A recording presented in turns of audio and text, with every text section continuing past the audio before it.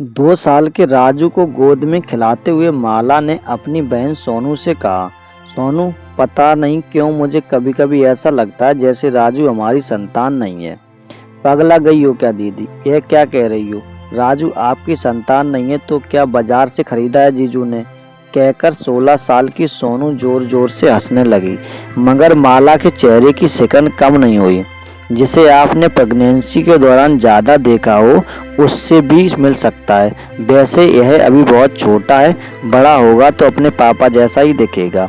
बाकी सब कुछ छोड़ इसका रंग देख, मैं गोरी, मेरी बेटी दिशा गोरी, मगर यह सांवला। तेरे जीजू भी तो गोरे ही है ना, फिर यह। अरे दीदी, लड़कों का रंग कहाँ देखा जाता है? वैसे भी यह 21वीं सदी का बच्चा है। जनवरी 2001 की पैदाइश है। इसकी बर्थ डेट खुद में खास है, 11/1/2001 को जन्म लेने वाला यह तुम्हारा लाडला जरूर जिंदगी में कुछ ऐसा काम करेगा कि तुम दोनों का भी नाम हो जाएगा। प्यार से राजू को दुलारते हुए सोनू ने कहा।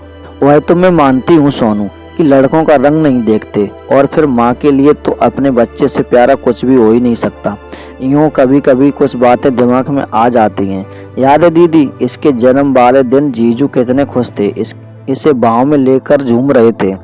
बेटा हुआ है, इस बात की खुशी उनके चेहरे पर देखते ही बनती थी। मुझे तो लगता है जैसे जीजू इस पर जान छिड़कते हैं। और एक तुम हो जो इसे। देख सोनू, जान तो मैं भी छिड़कती हूँ, पर कभी कभी संदेह सा होता है। मैं तो बच्चे को जन्म देकर बेहोश हो गई थी, बाद में तेरे जीजू ने इसे मेरी बाहों में डाला था। तभी दरवाजे पर दस्तक हुई। सोनू ने दरवाजा खोला तो सामने अपने जीजाजी दिनेश को देखकर मुस्कुरा उठी। दिनेश की आवाज़ सुनते ही नन्हा राजू माँ की गोद से छिटककर बाहर भागा और बाप की बाहों में झूल गया। दिनेश ने तुरंत अपने साथ लाया हुआ चॉकलेट उसके हाथ में दे दिया। सोनू मुस्कुराते हुए बोली, यह है बाप बेटे का मिलन। दीदी देख लो अपनी आंखों से, तुम्हारा राजू अपने बापू से कितना प्यार करता है।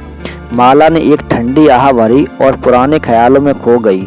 उसे याद आ रहा था कि वह दिन जब दिशा पैदा हुई थी, घर भर में एक अनकही सी उदासी पसर गई थी। सास ने बुरा सा मुंह बना लिया था। उस पर दिनेश भी बहुत खुश नहीं था। बच्चे को गोद में उठाकर चूमा भी नहीं, बस दूर से ही देखकर चले गए थे।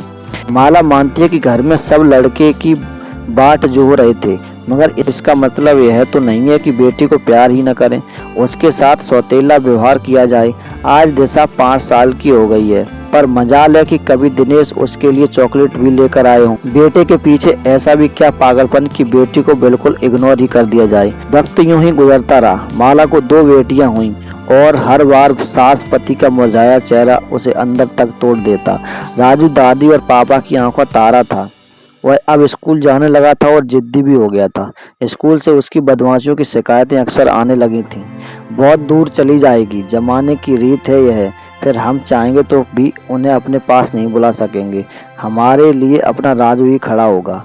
दिनेश की बात सुनकर माला का दिल रो पड़ा। सचमुच वह अपनी माँ के लिए कुछ भी नहीं कर पाई थी। उसकी माँ का पैर टूट गया था। वह महीनों बिस्तर पर पड़ी रही, मगर सास ने उसे बच्चे को छोड़कर जाने की अनुमति नहीं दी। वैसे भी जब राजू कुल 4 महीने का था, वह चाह कर भी नहीं जा सकी। दिनेश भले ही कड़वा बोल रहा था, मगर कहीं न कहीं यही सच था। समाज ने बेटियों के पैरों में बेड़ियां जो डाल रखी हैं। माला अक्सर राजू को पढ़ाते हुए सोचती कि वह अपनी बेटियों को भी खूब पढ़ाएगी। बड़ी बेटी को दिनेश ने 8वीं के बाद घर पर बैठा लिया था और उसके लिए लड़के की तलाश शुरू कर दी थी, मगर दोनों छोटी बेटियों को आगे पढ़ाने के लिए माला अड़ गई। वक्त गुजरता गया। राजू ने 12वीं पास कर ली। बाकी विषयों में साधारण होने के बावजूद वह मैथ्स में काफ़ी तेज निकला। उसके खानदान में कोई भी मैथ्स में कभी इतने अच्छे नंबर नहीं लाया था। राजू के नंबर इतने अच्छे थे कि दिनेश ने उसे इंजीनियरिंग पढ़ाने की ठान ली। एक अच्छे कॉलेज में दाखिले और फीस के लिए बाकायदा उसके रुपयों का इंतजाम भी कर लिया था। मगर कुछ समय से राजू को कई तरह की शारीरिक परेशानियां होने लगी थीं। उसे आजकल आंखों से धुंधला दिखाई देने लगा। एक आंख की रोशनी काफी कम हो गई थी। कई बार हाथ पैर सुन्न होने लगे थे। बोलने में भी कई बार कठिनाइयां होने लगती। उसने घर वालों को ये सारी बातें नहीं बताई थी। इंजीनियरिंग एंट्रेंस टेस्ट से ठीक 1 दिन पहले वह अचानक लड़खड़ा कर गिर पड़ा। माला ने हड़बड़ा कर उसे उठाया तो वह रोने लगा। क्या हुआ बेटे? माला ने घबरा कर पूछा तो उसने बड़ी मुश्किल से अपनी सारी तकलीफों के बारे में विस्तार से बताया। तब तक दिनेश भी आ गया था। उसने देर नहीं की और तुरंत बेटे को डॉक्टर के पास ले गया। डॉक्टर ने कई तरह के टेस्ट लिख दिए। जांच के बाद पता चला कि उसे मल्टीपल स्क्लेरोसिस की समस्या है। मल्टीपल स्क्लेरोसिस एक ऑटो इम्यून डिजीज है जिसमें सेंट्रल नर्वस सिस्टम प्रभावित होता है। इसमें देखने, बात करने, चलने और ध्यान एकाग्र करने से जुड़ी समस्याएं पैदा होती हैं। इंसान अपना संतुलन खो बैठता है। इससे पीड़ित व्यक्ति कई बार लकवे का शिकार भी हो जाता है। डॉक्टरों के मुताबिक राजू के शरीर का एक हिस्सा आंशिक रूप से लकवाग्रस्त भी हो गया था। यह बीमारी कभी पूरी तरह ठीक नहीं हो पाती। राजू की बीमारी काफी गंभीर हालत में पहुंच चुकी थी और लाखों रुपए का खर्च आना था। राजू पूरी तरह ठीक हो सकेगा या नहीं, इस बारे में भी श्योर नहीं कहा जा सकता था। इस बीच डॉक्टर ने दिनेश और माला का डीएनए टेस्ट कराने की बात की। यह टेस्ट राजू की बीमारी बेहतर ढंग को समझने और सही इलाज के लिए जरूरी था। माला तो तुरंत तैयार हो गई, मगर दिनेश टेस्ट कराने से आनाकानी करने लगा। माला ने लाख कहा मगर वह तैयार नहीं हो रहा था। बाद में डॉक्टर ने इस टेस्ट की आवश्यकता बताते हुए दिनेश को समझाया तो वह हार कर टेस्ट कराने को तैयार हो गया। जब टेस्ट की रिपोर्ट आई तो सब दंग रह गए। रिपोर्ट के मुताबिक दिनेश और माला राजू के माँ बाप नहीं थे। माला ने सवालिया नजरों से पति की तरफ देखा तो दिनेश अनजान बनते हुए वहां से चला गया। शाम को घर लौटा तो माला ने एक बार फिर पति से राजू के जन्म के राज शाम को घर लौटा तो माला ने एक बार फिर से पति से राजू के जन्म का राज पूछा तो दिनेश फूट फूट कर रोने लगा। माला ने उसे सहारा दिया तो उसे कंधों पर सिर रखता हुआ दिनेश बोला, माला, माँ की इच्छा थी कि हमारा भी एक बेटा हो। ऐसा ही कुछ मैं भी चाहता था, मगर दूसरी बेटी को जन्म देकर जब तुम बेहोश हो गई थी तो मैंने देखा कि उसी वार्ड में एक महिला ने बेटों को जन्म दिया। उसके 2 बेटे पहले से थे। मेरा मन डोल गया। मैंने उस बच्चे के बाप से बात की, बेटी के बदले बेटा लेना चाहा तो उसे साफ इनकार कर दिया। फिर मैंने एक मोटी रकम का लालच दिया। थोड़ा सोच विचार कर वह तैयार हो गया। हम दोनों ने जल्दी जल्दी अपने बच्चे बदल लिए। मेरी गोद में राजू आ गया और उसे पाकर मैं बहुत खुश था। मुझे उसकी जाति की परवाह थी और नहीं खानदान की।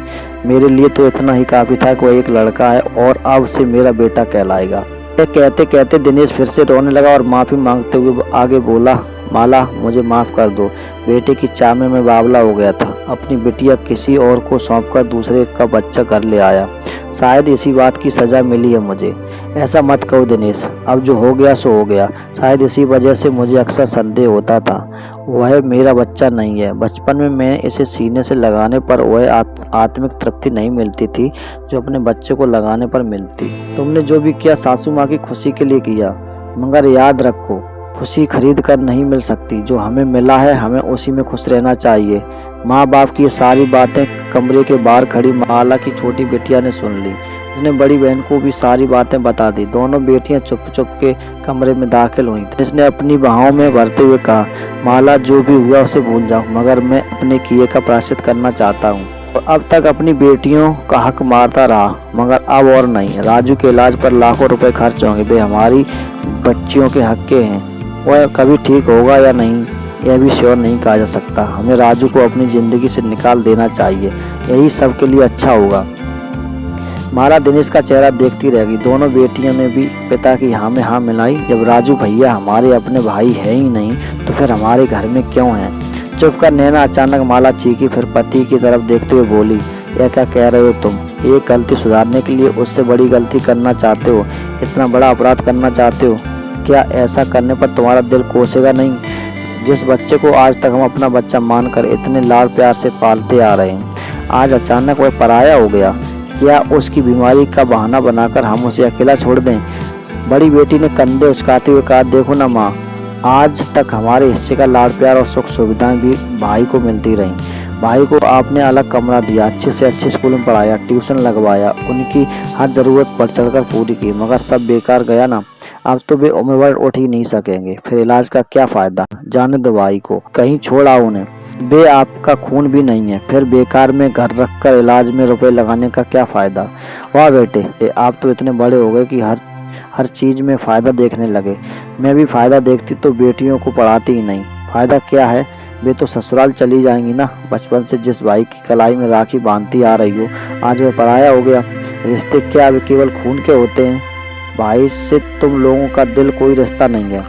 माँ ऐसी इमोशनल बातें कहकर हमें उलझाओ मत। सच यही है कि भाई हमारा नहीं है और अब उम्र भर हमें उसकी सेवा करनी पड़ेगी और उठ भी नहीं सकेगा। ऐसे में लॉजिक कहता है कि यही ना कि इन्हें कहीं छोड़कर आओ। बेटी की बातें माला के कानों में जहर जैसी चुभ रही थीं। बेटी के गालों पर एक तमाचा जड़ती हुई वह चीखी, खबरदार जो किसी ने मेरे बेटे के खिलाफ एक शब्द भी कहा और मेरे पास रहेगा और मेरे दिल का टुकड़ा बनकर रहेगा। पर माला, अब राजू ठीक होगा, इस बात का कोई भरोसा नहीं है। हमारे पास इतने पैसे भी नहीं है, उसके इलाज में रुपए खर्च हो जाएंगे तो फिर हमारी बेटियों का क्या होगा? पैसा है या नहीं यह बात महत्वपूर्ण नहीं है। हम उसकी सेवा करेंगे, उसका ख्याल रखेंगे। वैसे बहुत सी बीमारियां प्राकृतिक जड़ी बूटियों या घरेलू उपायों से भी ठीक हो जाती हैं। जरूरत पड़ी तो किसी बड़े नहीं छोटे हॉस्पिटल में इसका इलाज कराएंगे, लेकिन इस तकलीफ के समय उसे हम अकेला नहीं छोड़ेंगे। यदि राजू सच में हमारा बच्चा होता तो भी क्या तुम उसे ऐसे छोड़ देते? नहीं ना, तो फिर अब क्यों? राजू मेरी बेटियों का हक नहीं मार रहा है। उसे अब तक अपना बच्चा मानकर पाला पोसा तो आगे भी वही मेरा बेटा रहेगा। इससे भी मुझे मेरे बच्चे से जुदा करने की बात न सोचना। और हाँ, तुम में से कोई भी राजू से इस सच्चाई के बारे में नहीं बताएगा। माला ने अपना फैसला सुना दिया था। दूसरे कमरे में लेटा राजू सब कुछ सुन रहा था। एक तरफ आत्मग्लानि, दूसरी तरफ बीमारी का दर्द और उस पर पिता और बहनों की इस सोच ने उसे अंदर तक तोड़ दिया। वह खुद को बहुत असहाय महसूस कर रहा था, मगर माँ की बातें उसके जख्मों पर मरहम लगाने का काम कर रही थीं। सारा दर्द उसकी आंखों से पानी बनकर बह रहा था। उसे बचपन से अब तक की अपनी जिंदगी के सारे लम्हे याद आ रहे थे। छोटा सा था और जब माँ के आंचल में छिपकर शरारतें करता था। जैसे जैसे बड़ा हुआ वैसे वैसे जिद्दी होता गया। जो भी जिद करता घर वाले उसे पूरा करते। घर में अपनी मर्जी चलाता, बहनों को डांटता तो कभी प्यार भी करता। आज भी सारे रिश्ते बेगाने हो चले थे। अचानक ही वह तड़फ कर चीखा, माँ इधर आओ ना, माँ इधर आओ माँ। माला दौड़ी गई। पीछे से पिता और बहनें भी उसके कमरे में आ गए। राजू माँ का हाथ थामकर रोते हुए टूटे फूटे शब्दों में कहने लगा, माँ आज तक मैंने जितनी भी गलतियाँ की उनके लिए आप सब मुझे माफ़ कर दो।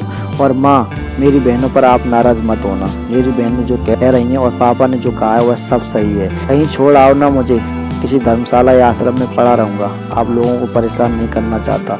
मेरी बहनों को हर खुशी मिलनी चाहिए, उनके रास्ते में बाधा बनकर नहीं आना चाहता। चुप हो जाओ मेरे बच्चे, माँ ने प्यार से उसका माथा सहलाते हुए कहा। तू बड़ा भाई है, तेरी बहनों को खुशी तभी मिलेगी जब उनके पास तेरा प्यार और आशीर्वाद रहेगा। तू वादा कर हमेशा मेरी आंखों के आगे रहेगा। दोनों बहनें भी भाई के प्यार को महसूस कर रही थीं। दोनों बेटियां माँ के गले लग गईं और बोली, माँ आप बिल्कुल सही हो, हम अपने भाई को कहीं भी नहीं जाने देंगे। दिनेश को भी अपनी गलती का एहसास हो गया था। दिनेश ने माला का हाथ थामते हुए कहा, माला, माँ के दिल जैसा कोई दिल नहीं होता। मुझे गर्व है कि तुम मेरी पत्नी हो। उम्र में गलत था, आज के बाद ऐसी बात मेरे जहन में नहीं आएगी। हम सब मिलकर हमेशा राजू का साथ देंगे। मुझे माफ़ कर दे राजू बेटा, मैं बहुत स्वार्थी हो गया था और तेरी माँ ने मेरी आंखें खोल दी। बेटियों ने भी हामी में सिर हिलाया तो माला की आंखों में खुशी के आंसू आ गए।